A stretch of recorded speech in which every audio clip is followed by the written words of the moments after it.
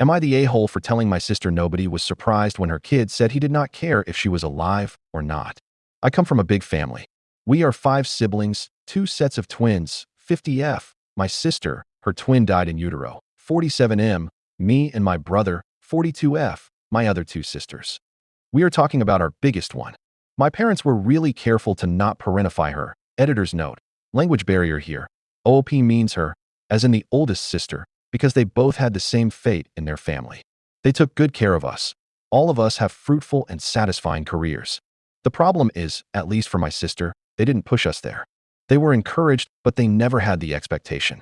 This was a problem for my biggest sister. She always found them lazy and unmotivated, and she had limited contact with us after she graduated law school. She has become a really successful lawyer, married to a renowned surgeon, who is my friend from medical school, a really ambitious guy who is also a real OCD, and had his son at age 32 via IVF. It was all planned.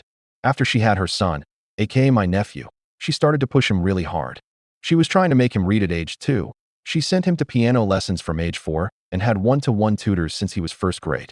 He was never allowed to have free time, and every moment of his life was curated. The only time slot he had was Saturday afternoon, and where he would visit my parents, and we always planned events and free time for him. His teenage years were absolute hell. He was forced beyond his capacities by my sister and brother-in-law, and when he was 16, he tried to commit self-delete at the hospital brother-in-law works at by stealing benzo from the nurse counter. After that, he had a good time in the inpatient ward, 5 months in ward, 3 months in a group home. And after that, he wanted to stay with me. I am the only one from my siblings who does not have a kid, and I live with my husband in a 3-store villa, so he can have the roof to himself. Brother-in-law had an awakening, and he divorced my sister after this. Him and nephew had a year of family therapy, and last summer he moved back in with brother-in-law, and he also decided to pursue medicine. I don't live in the US. Medical school starts directly after high school, and it is 6 years. During that time, my sister really dug into her heels. She blamed us and my brother-in-law for letting him be weak. She said he was alive and he had to endure this so he could become resilient and untouchable. She said in court, "I don't care if he feels bad. This is life. You either climb the ladder or you fall down. If he falls down, there is nothing we can do. Life goes on." I never saw someone look with pure anger like the head judge, and he said, "You are a really successful lawyer. I should give you that, but you are really a terrible person and a being that can't be called a parent." And turned to my brother-in-law and said, "You need help, a lot of help." Last January, my sister had a mini stroke, TIA, and she genuinely started to think about her life, as I understood from my brother, who is the only one of us that checks up on her, and last week, she tried to reach to my nephew, but he directly said he did not care she was alive or not. When she tried to talk to me about that, I briefly said, "What were you expecting, sis?" and closed the call. Now all of the family calls me an AH, and they think I should have supported her. Some of OOP's comments. To a now deleted comment. I do remember how her fellow lawyers talked about her after this, and she was very heavily criticized. I have some high school buddies who are lawyers, and they had very juicy gossip about her. She is one of the lawyers they call Haifisch in German. She is known for her relentless ambition and almost pathological hunger for dominance. Commenter. Growing up with her as a sibling must have been fun. OOP. She did not interact with us much, so I can say she wasn't a big problem for us. She was a problem for our parents, though. I remember her yelling at them for not sending her to the boarding school because they thought it had a really unhealthy school culture. I wonder sometimes if they had sent her to school, she would have woken up way earlier. Commenter. NTA. Your poor nephew. He never got to have a childhood. He only got to be a kid for a few hours a week, and the rest was spent constantly working. His home life was so horrible that a effing inpatient ward was a good time for him. OP, your sister is the devil. I hate her on your son's behalf. She's evil. Honestly, your brother-in-law is incredibly lucky that his son gave him another chance because he's just as guilty for standing aside. OOP, my brother-in-law only knew hard work and grinding, and I don't blame him. He was and still is one of the best cardiac surgeons in my area, and I work with him at the same hospital. He is a really good guy at heart and came from a really poor family. I got him, and his son saw him from a really different light when my sister wasn't in the picture. Life is complicated. Commenter. Do you think he was also victimized by your sister? OOP. To a degree, yes. My sister calculated her marriage with him to a precision. At divorce hearings, when she was asked about her marriage, she said it was calculated to maximize the benefits of being married with another person and just saw it as a step in the right direction. The divorce. I think she saw them as dead weight and wanted to be free as soon as possible when brother-in-law sided with my nephew.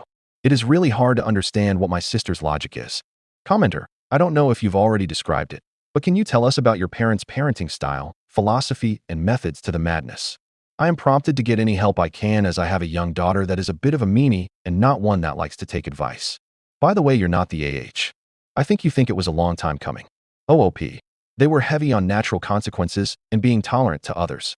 Work and general ethics has always been important for them, and they always relied on the message of collaboration and cooperation.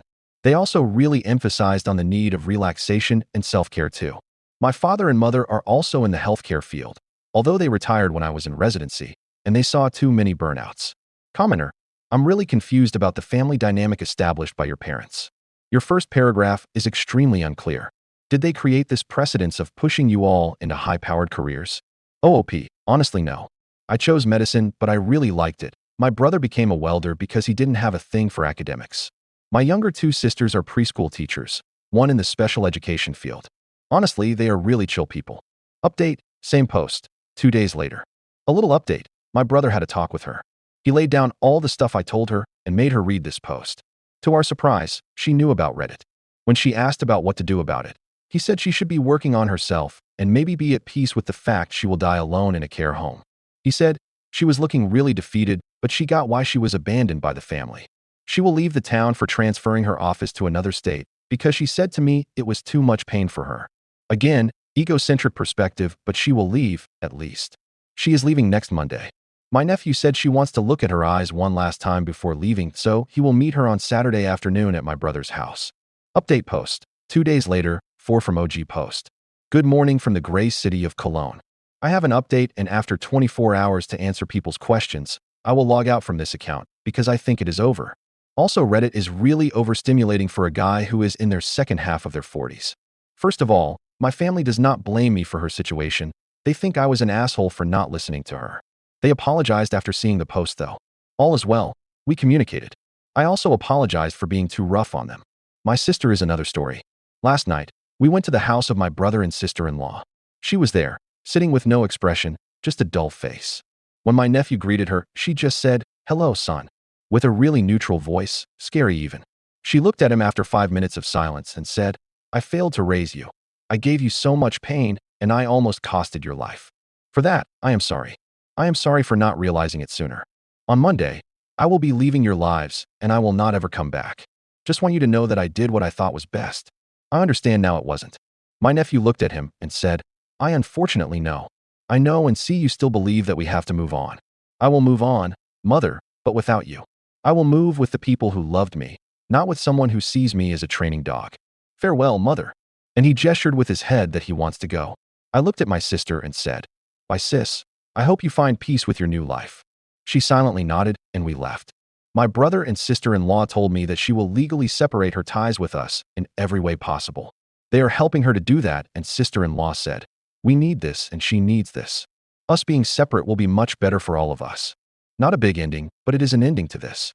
My parents and her had a talk on Friday, and they realized the wounds are too big and painful to heal together. Not a happy ending, but at least it ended. Thanks for reading. I also took note of your recommendations, and I will be applying them. Last note. Dear all, I took your concerns and had a phone call with her.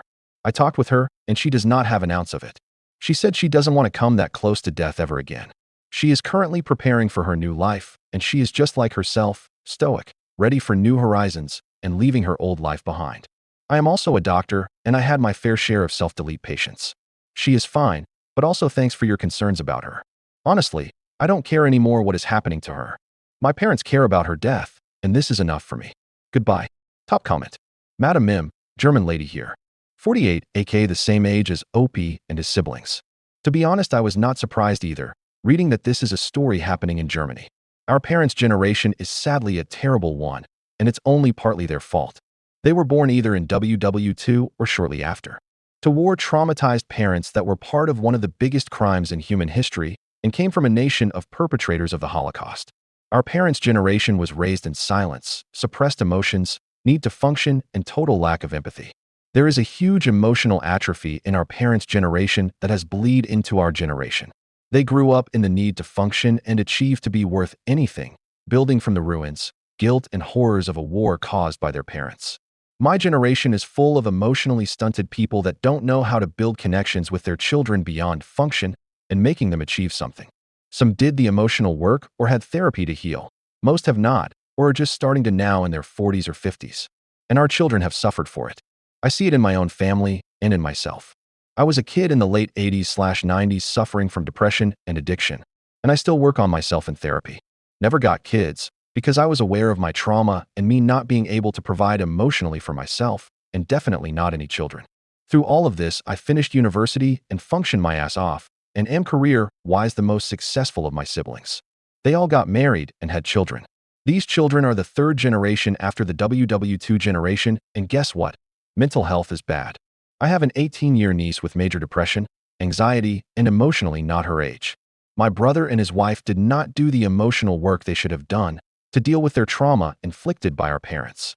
The difference is that my nieces and nephews have it. Me and B, my sister has done the work. Her kids are better off. My point is, OP's sister is not an exception. She might be extreme, but there are thousands of stories like this or similar in Germany, and it's not talked about enough, and mental health resources are not enough. I believe this goes back to even before the WW2 generation. This is the trauma war brings to humans. For generations. And the human race has not learned anything and did not have time to heal. Because it does not just affect Germans. We are walking right back into it. OOP. Translation, editor's note. I used Google Translate. The interesting thing is, my parents are both pharmacists and, before having children, pursued professional and personal growth in the 1960s. They were born in 1949 and had my sister in 1974. At the time, my mother was actively working as a researcher in the pharmaceutical industry, in the field of psychiatric medications. This makes the whole thing all the more incomprehensible to me. Some of OOP's comments. No one speaks like you do in the modern era. OOP, my main language is not English. In German we do speak like this. Yaneinanami, as another person from Germany, I agree. To someone else. OOP. Translation. I attended a humanistic high school where German classes, especially literature, played a central role. My exposure to German literature was intense and formative. At the same time, I also delved deeper into English literature in my English classes, which further strengthened my passion for language and text. Final update post. 5 days later, 9 from OG post. Multiple people PM'd me and my email was spammed with emails from Reddit, so I am going to give this update and disconnect my mail address from this account. To the people who were concerned, I sent the update and she laughed. Yes, she laughed that people were thinking she was going to delete herself. She said, I am getting better even though I know I failed my son. He will be fine, I will be fine, and we will all move on. At this point I had a rage on her. I unleashed everything and told her how she could switch so fast from begging acceptance to indifference, and what she said really made me think she is a sociopath. You all catch me in my weakest moment, but after leaving you behind, I realized my biggest mistake was thinking I needed acceptance from you people. I then asked didn't she feel bad when the judge burned him at the court. She said, at that time I was only relieved from being free of you, and when you question your mortality, you search for companionship instinctively. I don't know how to translate here from German, but I tried. But I know better now. Don't expect a call from me, or don't wait for a funeral announcement. Goodbye. And she closed the phone. I don't know what to tell other than I hope she dies alone in a caring home without no one to hurt anymore, but with this hatred against us, I hope she will die soon. Good night, everyone.